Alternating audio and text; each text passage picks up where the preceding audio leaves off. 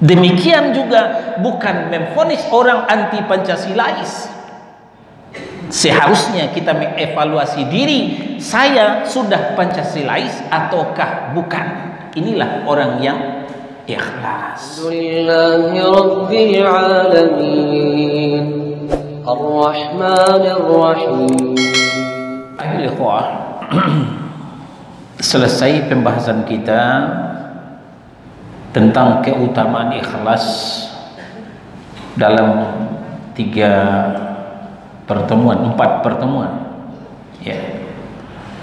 Maka sekarang akan kita lanjutkan materi kita.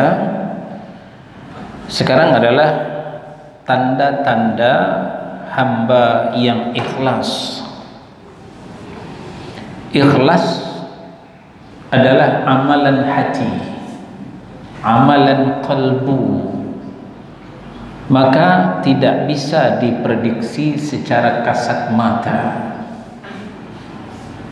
Ikhlas atau tidaknya seseorang yang tahu adalah yang bersangkutan dan Allah Subhanahu wa taala. Teman sebelah kanan, sahabat di sebelah kiri itu tidak tahu apakah orang ini ikhlas ataupun tidak. Setidaknya kita bisa memprediksi diri kita sendiri.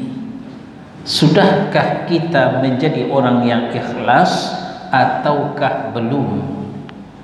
Ya, kita tidak akan membicarakan orang lain, kita akan membicarakan diri sendiri. Setelah ini nanti kita bisa berkesimpulan saya ini sudah ikhlas ataukah belum melalui tanda-tanda yang akan kita sampaikan ini.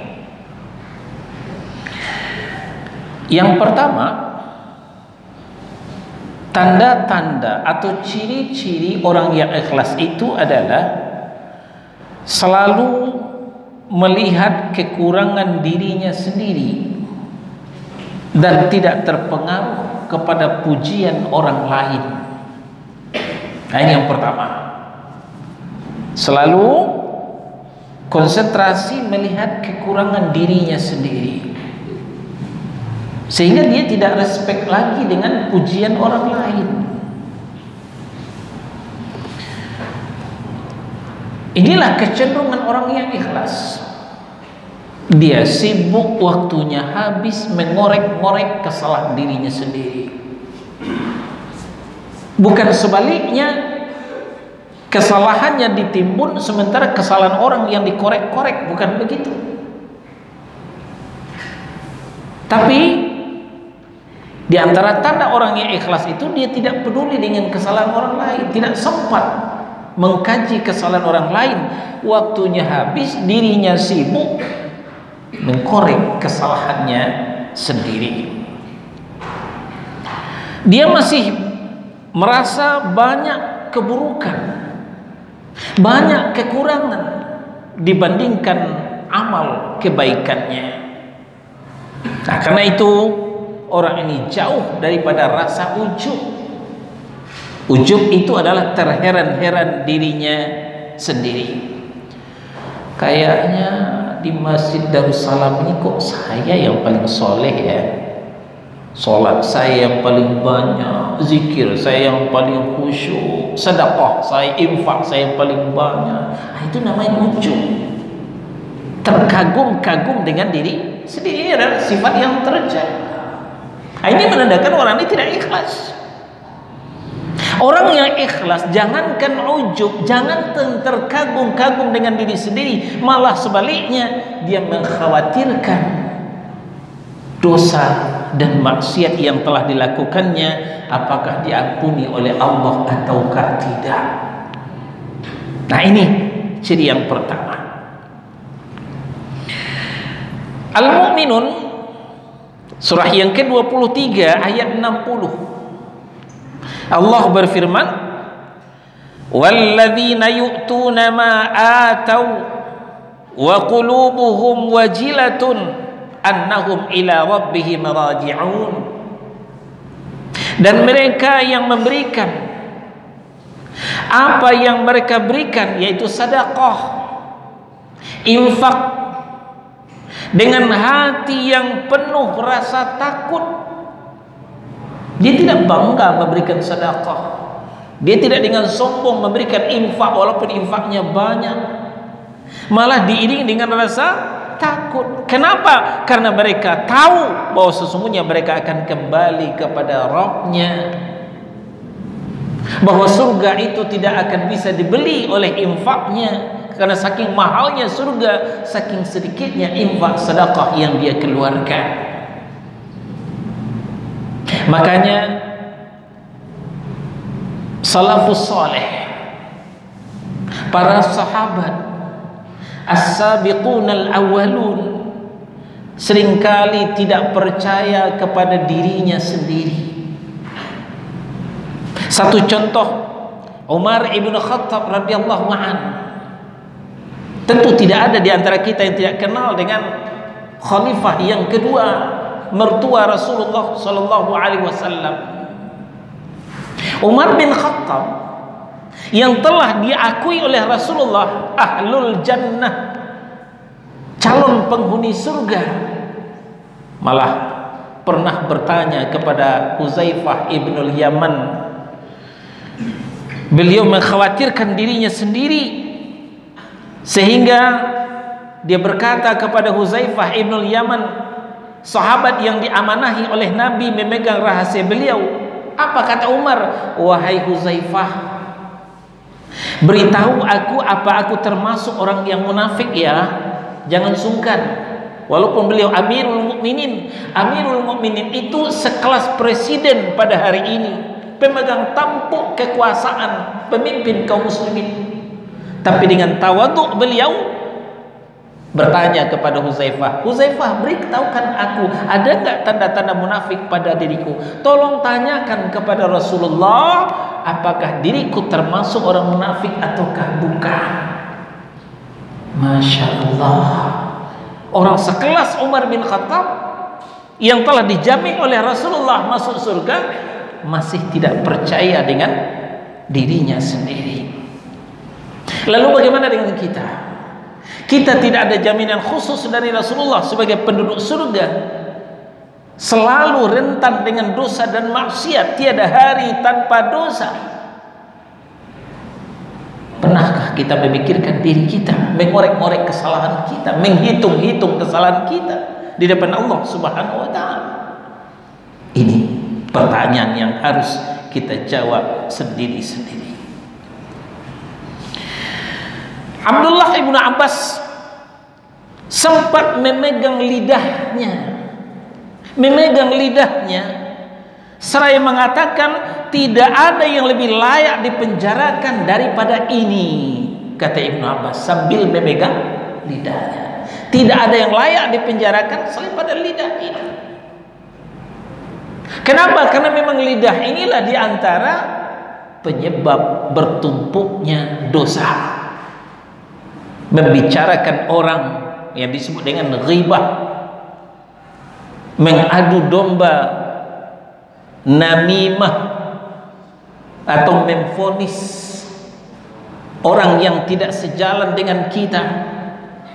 Selama ini kita mengenal Islam garis keras, Islam radikal, kaum takfiri, yaitu gampang mengkafirkan orang lain, ya, gampang mengkafirkan orang lain.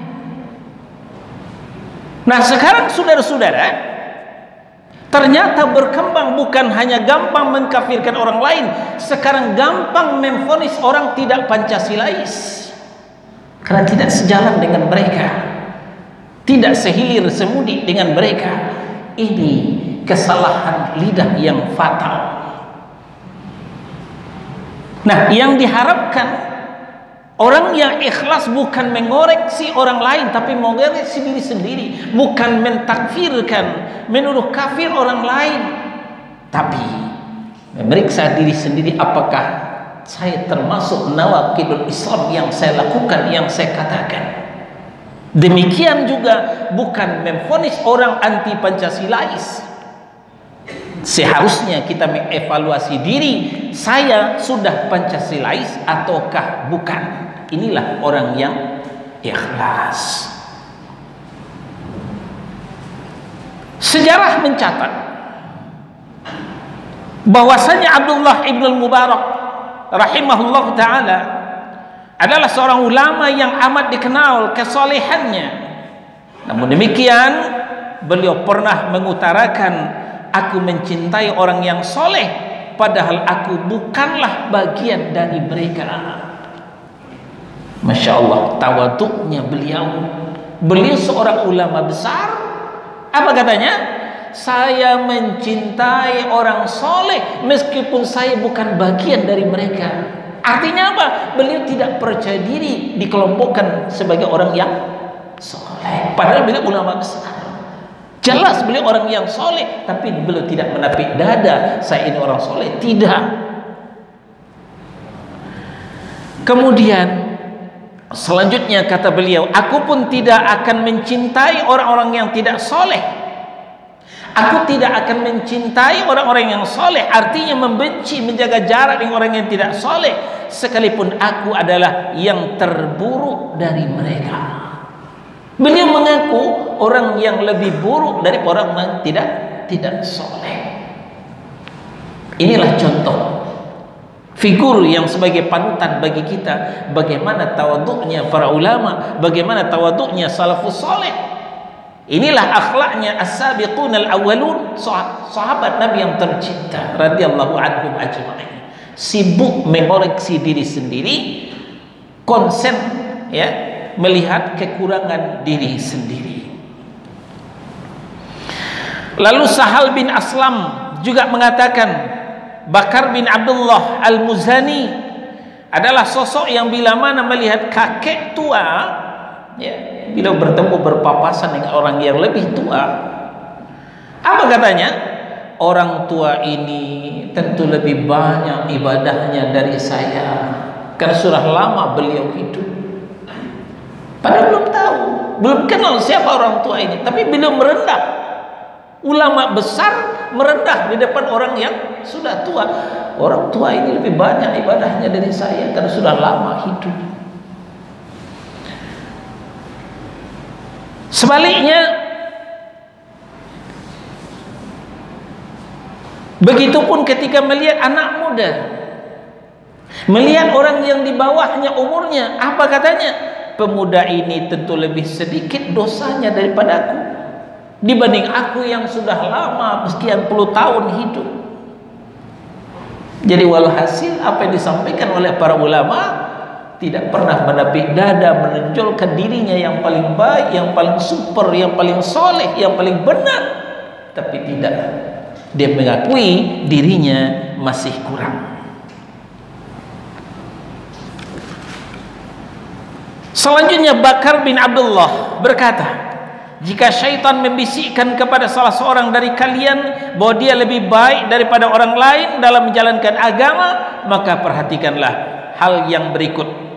Apabila orang lain itu yang lebih tua daripada kamu, katakanlah orang ini lebih dahulu beramal soleh, orang ini lebih dahulu mengenal akidah, mengenal ibadah, tentu lebih banyak ibadahnya. Jangan menganggap remeh kepada orang lain. Nah, begitupun ketika melihat orang yang lebih muda, ingat tentu dosa kita lebih banyak daripada mereka. Itulah sebabnya orang yang seperti ini tidak terpengaruh dengan pujian, ya, tidak terpengaruh dengan pujian. Masya Allah, Bapak hebat ya, Bapak baik ya, sudah berapa kali ke Mekah Pak? Tidak terpengaruh, ya, tidak lonjak-lonjaki bak kacang dia buih cie, ya kan itu orang ini apa namanya, sangat sensitif. Begitu dipuji sedikit, waduh mekar hidungnya, ya, begitu dipuji sedikit mekar hidungnya, menapik dada langsung, siapa saya, subhanallah. Ini adalah akhlak orang yang tidak soleh. Ar-Rum surah 30 ayat 60, Allah berfirman, fasbir inna wa'dallahi haqqun wa la yastakhiffannaka alladhina la yuqinun. Maka bersabarlah engkau hai Muhammad, Kenapa? Sungguh janji Allah itu benar, dan sekali-kali jangan sampai orang-orang yang tidak meyakini kebenaran ayat-ayat Allah itu menggelisahkan engkau. Apa yang dimaksud oleh ayat ini? Allah Subhanahu wa taala langsung memberikan warning kepada kekasihnya sendiri, orang dekatnya sendiri, yaitu Rasulullah sallallahu alaihi wasallam, supaya apa? Supaya bersabar, terutama menerima pujian. Jangan langsung gembira, jangan langsung senang menerima pujian. Belum tentu kita sebaik yang dipuji oleh orang lain. Kita dipuji orang sebagai orang-orang baik-baik, mungkin kita belum sebaik yang dipuji orang lain. Nah, itu orang yang ikhlas yang pertama, dia tidak akan terpengaruh dengan pujian orang lain, malah sebaliknya dia lebih konsen ya kepada kekurangan dirinya sendiri. Alhamdulillahirabbil alamin, Ar-Rahmanir Rahim,